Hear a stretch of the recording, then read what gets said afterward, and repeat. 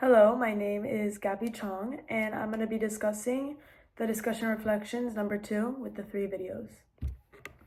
So all these videos talked about Durkheim's process with society and his ideas of society.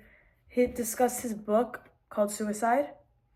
So I'm just going to be discussing pieces from each of the episodes or videos I watched. So in the first video, it talks about how society has to endure periods of intense change without falling apart. Examples are political change, technological change, population growth, etc. And Emil Durkheim was concerned about what kept societies together. He thought of a society as an organism, and he thought of social dysfunction as a kind of disease. So he made up this book basically called Suicide, and in it he talks about a lot of things he thinks makes a society. So he said a social fact is consisting of manners of acting, thinking, and feeling external to the individual, which are invested with a coercive power by virtue of which they exercise control over him.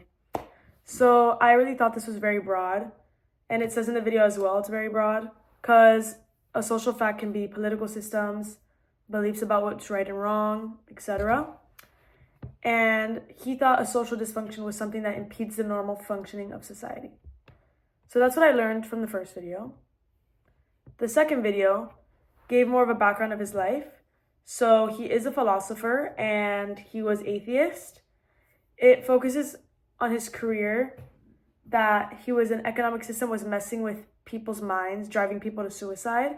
That was his belief, and that's what the book Suicide was written about.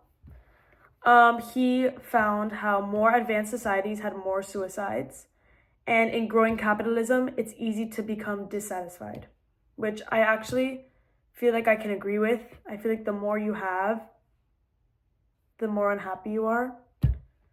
So Durkheim appreciated religion because he knew the sense of community brought with it is highly important to people. That's why religions give you that sense of community, and that's what he saw within that, even though he is atheist.